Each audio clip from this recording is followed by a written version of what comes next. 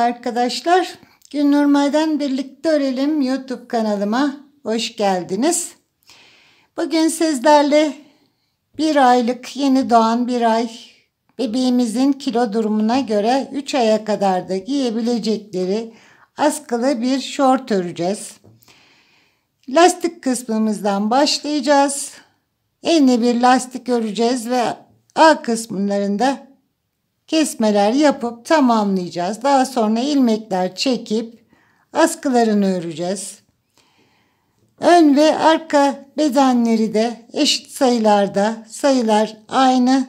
Sadece bir parçasında iliklerimiz var. A kısmına 3 tane ilik, bel kısmına da 2 tane ilik açtık. Uzunca da bir askı ördük. Çok kolay, çok zevkli, güzel bir model. Örgüye yeni başlayan arkadaşlar, anneler, anne adayları rahatlıkla örebilecekleri çok kolay bir şort. Umarım beğenirler ve benimle birlikte örebilirler arkadaşlarım. Her iki yüzünü de kullanabilirsiniz. Askılarını bu şekilde düz olarak da kullanabilirsiniz. Çaprazlı değil de bu şekilde de kullanabilirsiniz. Çaprazlı daha rahat tutacaktır askı olarak. Bu askı boyunu, düğme yerlerini uzatıp kısaltabilirsiniz. İstediğiniz ölçüde daha yüksek ya da daha aşağıya doğru indirebilirsiniz düğme yerlerini. Güzel bir şort öreceğiz birlikte. Bir yumaktan daha az ip kullandık. Yarım yumaktan biraz fazla ip kullandık.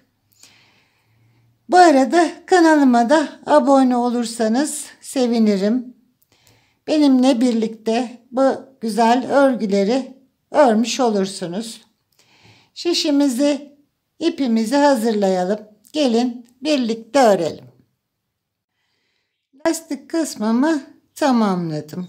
16 sıra lastiğimi ördüm. Çiftli lastiğimi, iliğimi açtıktan sonra 8 sıra daha lastik ördüm.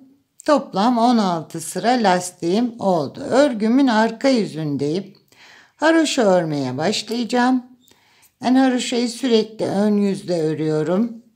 Ters olarak ören arkadaşlar bir önceki sıra ya da bir sonraki sıra, yani bir sıra daha lastiği fazla örebilirler.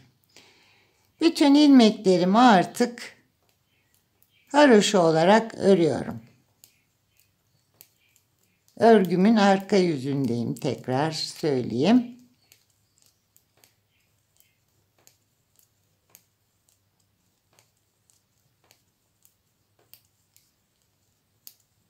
İlk sıra haroşamı örmüş oluyorum.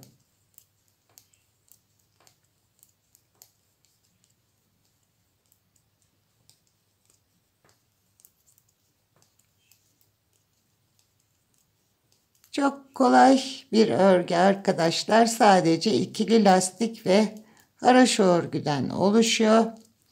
Örgüye yeni başlayan anne adayları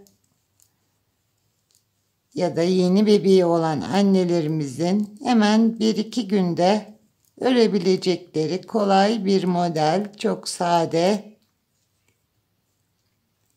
Bütün ilmeklerimi haroşa ördüm. Arka yüzde de yine, ön yüzde özür dilerim. Yine aynı şekilde düz olarak örüyorum.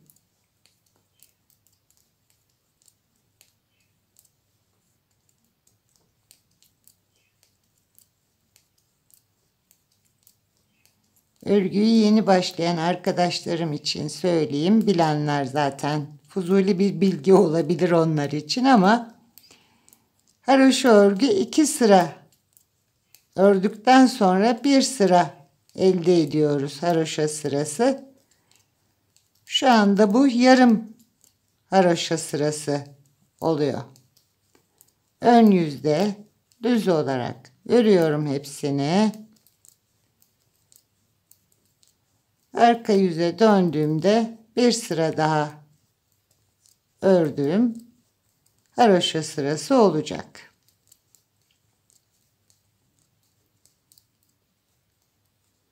Şu anda her iki yönde de bir sıra haroşam var. Burası örgümün ön yüzü. İlk sıra haroşamı arka yüzde ördüm. Şu anda da arka yüzde bir sıra haroşa örmüş oldum. Ön yüzümde 17 sıra bu şekilde 17 sıra haroşa olana kadar öreceğim ve bacak kısmımızı kesmeye başlayacağız. Haroşalarımı öreyim, 17 sıraya tamamlayayım. Şu şekilde de göstereyim arkadaşlar. Yeni başlayan arkadaşlarım için yardımcı olmaya çalışıyorum. Kesmeye başladığım sıraya kadar bu ön yüzde 17 tane haroşa sırası örmüş olacağım. Tamamlayıp geliyorum. Örgümü 17 sıra haroşa olarak ördüm. Şu kısma geldik. 17 sıra haroşamı ördüm. Şimdi paça kısmımızın kesimlerini yapacağız.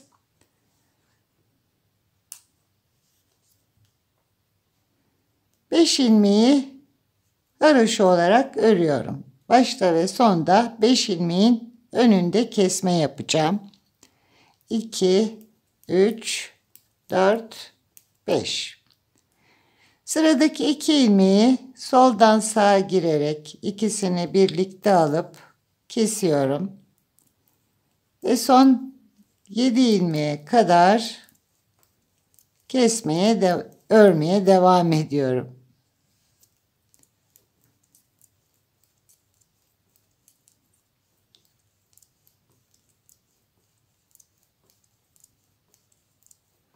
Örgümün ön yüzündeyim. Bunu belirteyim arkadaşlar. Kesme işlemlerimizi sadece ön yüzde yapıyoruz.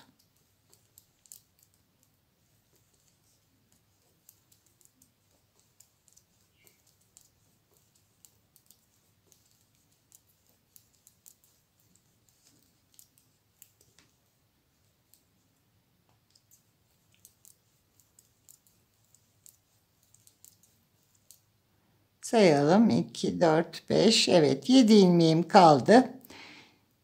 2 ilmeğimi yine kesiyorum. Bu kez alttan, ilmeklerimin altından, arka taraftan giriyorum. 2 ilmeği birlikte ördüm. Bir ilmek eksilttim ve 2, 3, 4, 5 ilmeğimi ördüm. Arka yüzümde hiçbir işlem yapmadan bütün ilmeklerimi yine haroşa olarak örmeye devam ediyorum.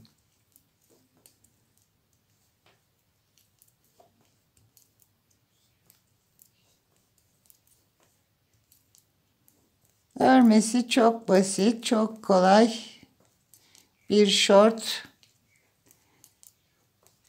Bebeklerinizin, yeni doğan anneleri bebeklerini süslemek için hemen bir günde örebilecekleri bir model.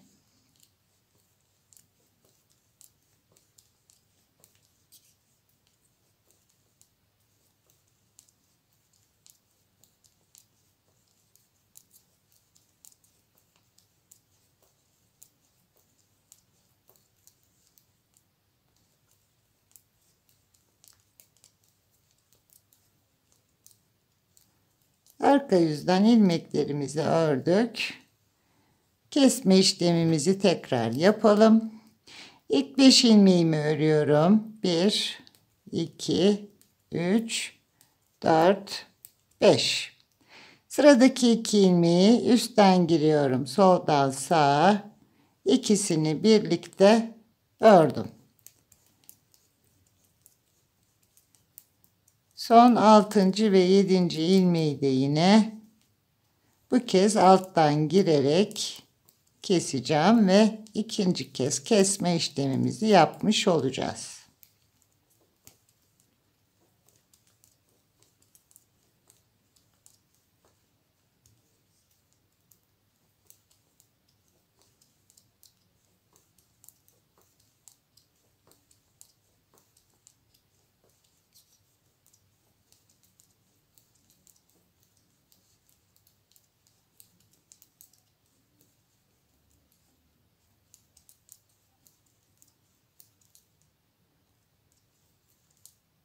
2, 4, 5, 7. 6. ve 7. ilmeğimiz. Alttan giriyoruz. Arka tarafından 2 ilmeğin şişimizin arka tarafından ikisini birlikte alarak bir ilmek kestik.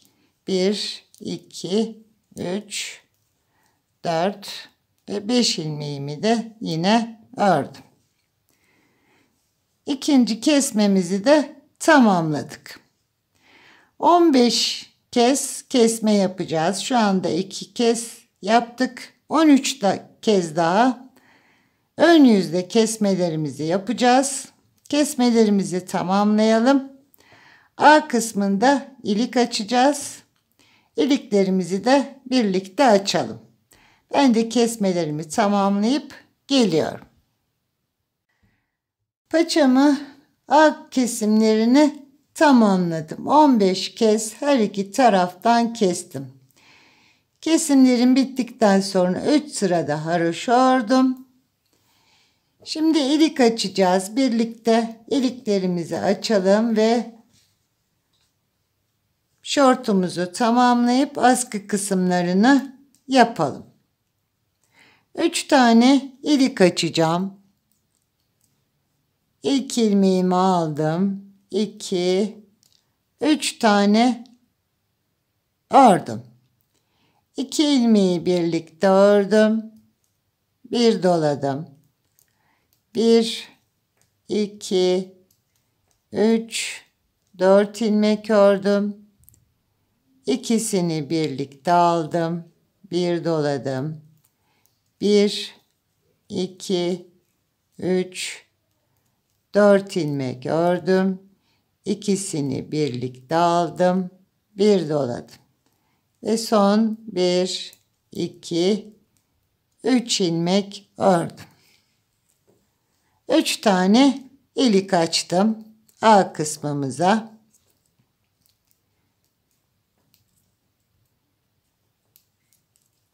Toplamda 20 ilmeğimiz olması gerekiyor. 5, 6, 7, 8, 9, 10, 11, 12, 13, 14, 15, 16, 17, 18, 19, 20 ilmeğimiz var A kısmında. İlk iliklerimden sonra bir sıra haroşa ördüm. 2 sıra daha örelim ve ön kısım arka yüzden kesme yapalım. Önde bir diş daha haroşamız oluşmuş olur.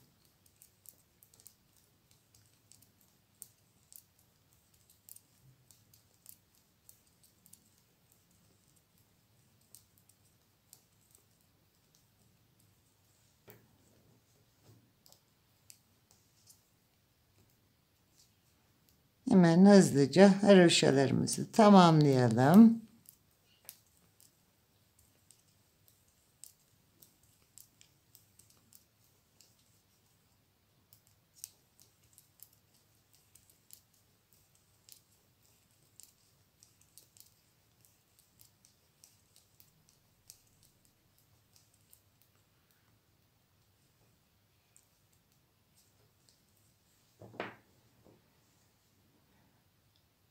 Bir sıra daha örelim arkadaşlar. 2 sıra oldu. Hemen çabucak bir sıra daha haroşamızı ön yüzde örelim. Tekrar arka yüze geldiğinde ilmeklerimizi kapatalım. İliklerle ilmekler karıştı.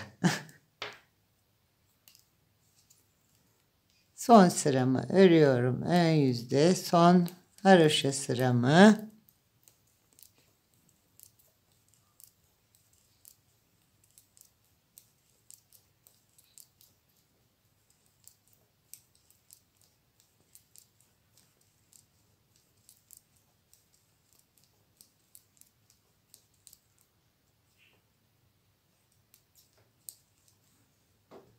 Buradan da arka yüze geçelim.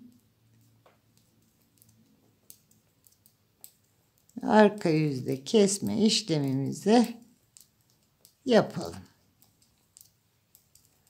Çok çok kolay arkadaşlar. Örgüye yeni başlayan arkadaşlarımın çok rahatlıkla örebilecekleri bir şort. Yeni doğan bebeklerine 3 aya kadar da giyilebilir büyüklükte oluyor. Şimdi arkadan ilk ilmeğimi boşaldım. Örgümün arka yüzündeyim. İlk ilmeğimi şişime aldım. İkinci ilmeğimi ördüm.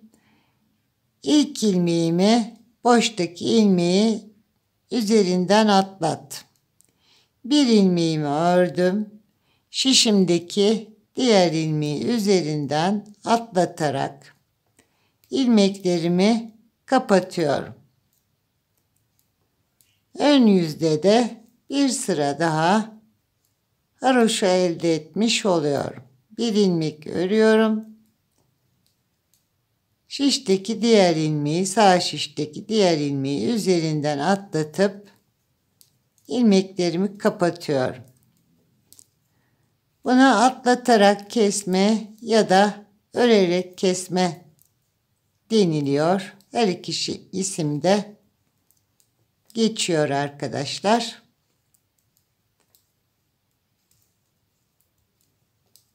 Bir ilmek örüyoruz. Diğer ilmeği üzerinden atlatıyoruz. Sıkı olarak yapmayın. Normal örgü örer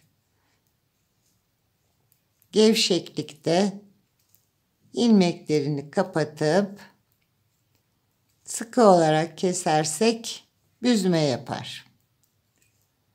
Son ilmeğimi de kapattım. Bir kez daha aynı ilmeği örüyorum ve ipimi çekiyorum, sıkıştırıyorum.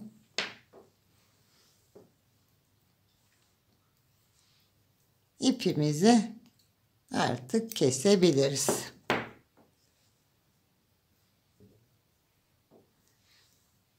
Bu ipimizi de örgümüzün içinde haroşa dişlerin arasından tığımızın yardımıyla yürüterek saklayabilirsiniz. Birkaç haroşa dişinin arasında yürütürseniz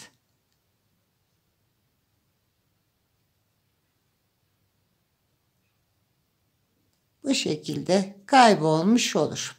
Aynı işlemi başlangıç ipi için de yapabiliriz. Şimdi düğmeli kısmımız, şunu da şöyle ters çevirelim. Ben düğmeli kısmımı arka beden olarak kullanacağım. Bu yanlardan dikişlerini yapacağız. Buraya da düğmelerimizi dikeceğiz. Öncelikle ilmek alıp bir askı yapacağız. Ön kısımdan ilmek alacağız. Aynı karşılıklı denk gelmesi için 2, 4, 6, 8, 10, 12, 14, 16. ilmeklerimize ipimizi çıkaralım.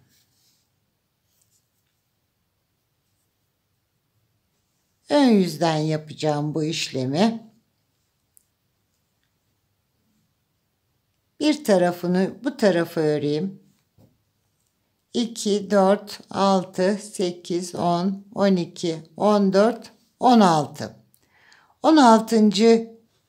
ilmeklerden kesme yapmıştık. Arka bedenimizde. 2, burayı ortalayacağım.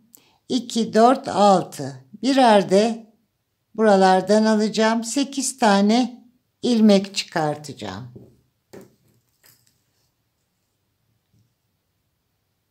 İki, 4, 6, 8, 10, 12, 14, 16. 16 düz ilmeklerim. 2 ters 2 düz ördüğümün düz ilmekleri. Yanındaki 2 tersi atlıyorum. Diğer 2 düz olandan, düz ilmeklerden bir tanesinden ilmek çıkartıyorum.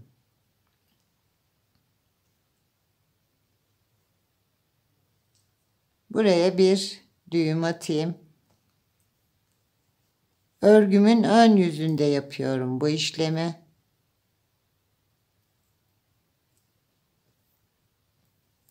Sekiz tane ilmek çıkartacağım. Ters ilmeklerden çıkartıyorum.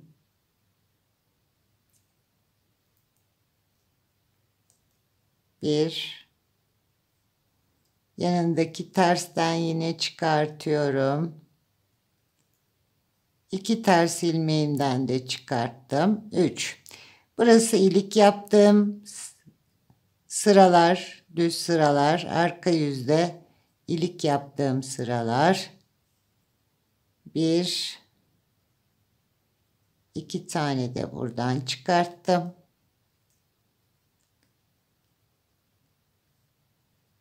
Beş tane oldu. Terslerden çıkartıyorum. 6. Bir tane daha ters ilmeğin üzerinden 7. Ve düz ilmeklerimin de bir tanesinden çıkartıyorum.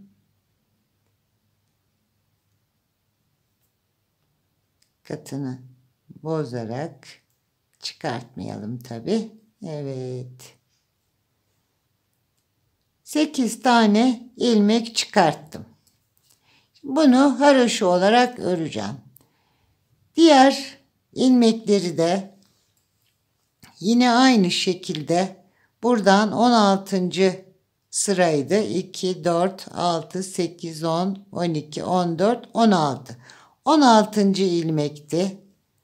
Buradan sayacağım. 2, 4, 6, 8, 10, 12, 14, 16. Bu 16 düz ilmeğimin ortalayacağım. 8 tane olacak.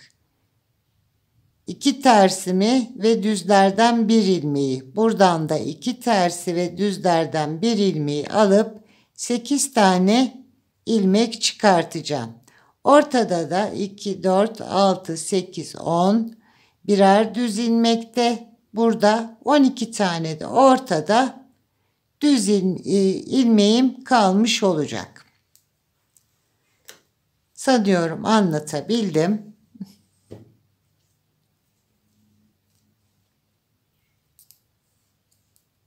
Haroşa olarak örmeye başlayacağım. Burada ilik olmadığı için uzunca bir şerit olarak askılarımı öreceğim.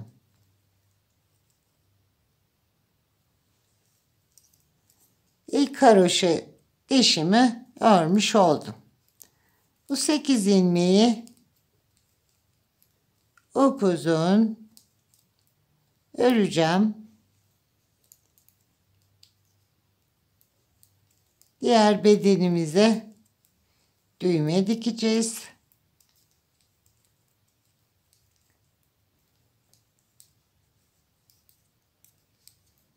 Özür dilerim. Askılarıma düğme dikeceğim. Bedende çünkü iliklerim var. Bu askılarımın uç kısmına düğme dikeceğim.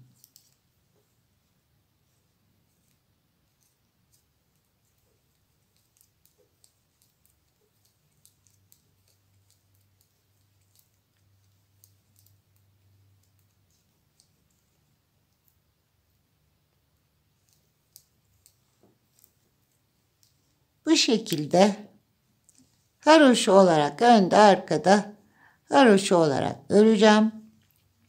Dediğim gibi arada 12 tane ilmek olacak. Yine burada 8 tane ilmek çekeceğim. Aynı uzunlukta diğerini de öreceğim. Askılarımı tamamladığımda ben size kaç sıra ördüğümü söyleyeceğim. Bu askılara düğme dikeceğim. Temin yanlış söyledim. Kusura bakmayın.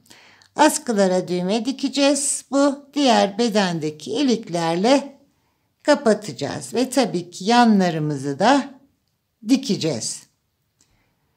Ben burayı ön beden olarak kullanacağım. Önde arkada aynı büyüklükte olduğu için fark etmiyor. Arka tarafı ön beden olarak da kullanabilirsiniz. Şimdi şeritlerimi, askılarımı tamamlayıp geleyim. Kaç sıra ördüğümü sizlerle paylaşayım. Askılarımı tamamladım arkadaşlar. 8 ilmek almıştık. 70 sıra haroşa ördüm. Burada arka kısmımıza düğmeledim. Düğme yerini de göstereyim sizlere. 2 haroşa sırası üstüne düğmemi diktim. Bunu bebeğinizin boyuna göre daha yukarıya dikebilirsiniz ya da daha da uzatabilirsiniz. Bu bebeğinizin boy kısmına göre değişebilir. 12 ilmek arayla da ikinci askımı yaptım. 70 sıra haroşa orayı da ördüm. Düğmelerimi diktim. Bir yan kısmımı diktim. Diğer yan kısmını da birlikte dikelim.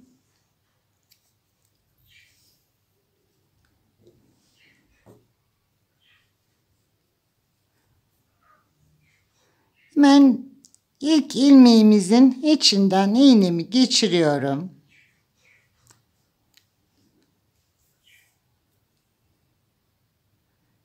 Düğüm atmıyorum. Böyle bir boşluk bırakıyorum. Bunu dikişin arasında yürüteceğim. Karşı taraftan da yine diğer bedenden de son ilmekten giriyorum. Önce lastik kısmımı dikeceğim. Aynı yere tekrar giriş yapıyorum sabitlemek için. Ve karşılıklı ilmeklerimin arasından her iki bedenden ipimi şöyle yukarıya alacağım. Arada yürüteceğim.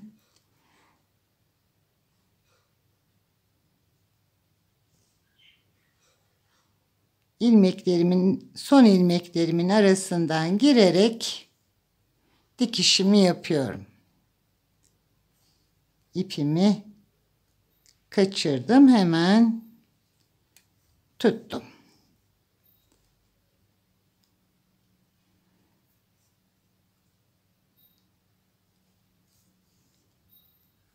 Bu ipi böyle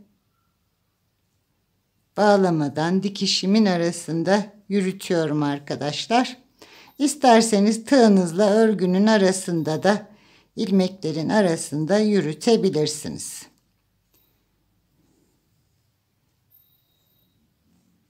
Örgümün ön yüzünde yapıyorum dikişimi.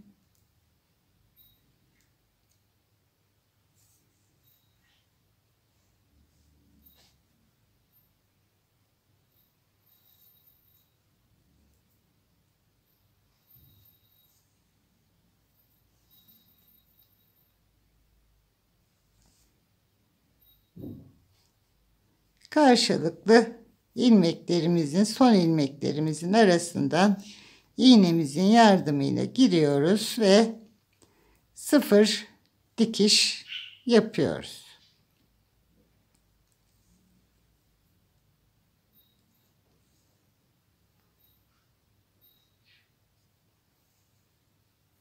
Kesmeye başladığım noktaya kadar yandaki haroşa dişlerimi dikeceğim. Bel kısmımı diktim. Şimdi haroşa ilmeklerimin arasından giriyorum.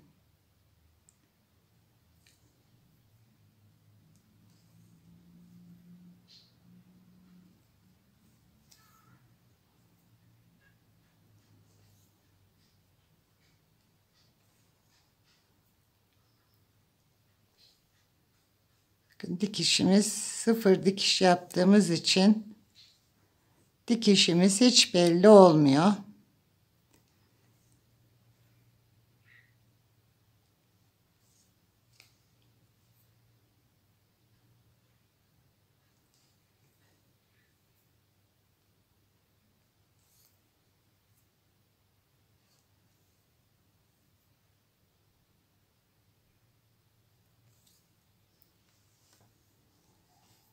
hızlıca tamamlayalım dikişimizi.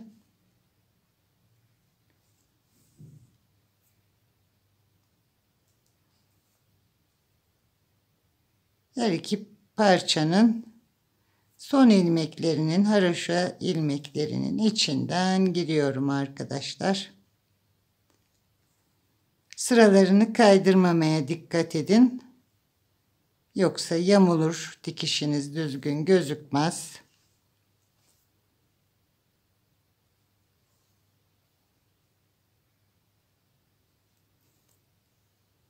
Birkaç sıramız kaldı.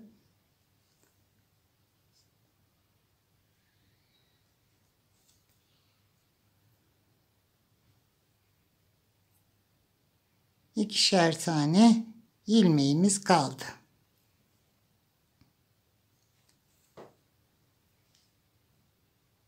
Son kesmeye başladıktan bir önceki sıradaki haroşa dişimin arasına yine girdim. Diğer bedende de yine aynı karşılıklı ilmeğin arasına girdim. Bir kez daha buradan giriyorum. Açılmaması için ve iğnemi arka tarafa alıyorum.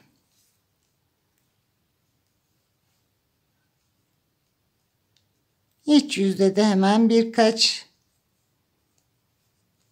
ilmek içinde ipimi yürütüp kilitleyeceğim. Böyle sıkıştıralım, girip giyerken esneme yapmasın.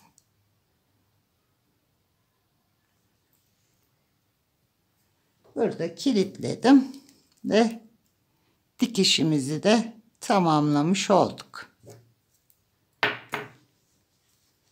Ben bu yüzünü kullanmayı düşündüm. Nasıl size güzel gözükürse, her iki sayısı da eşit olduğu için arka yüzünü, yani diğer yüzü de kullanabilirsiniz. Nasıl arzu ederseniz bunları bu şekilde çaprazlayabilirsiniz ya da şu şekilde de kullanabilirsiniz.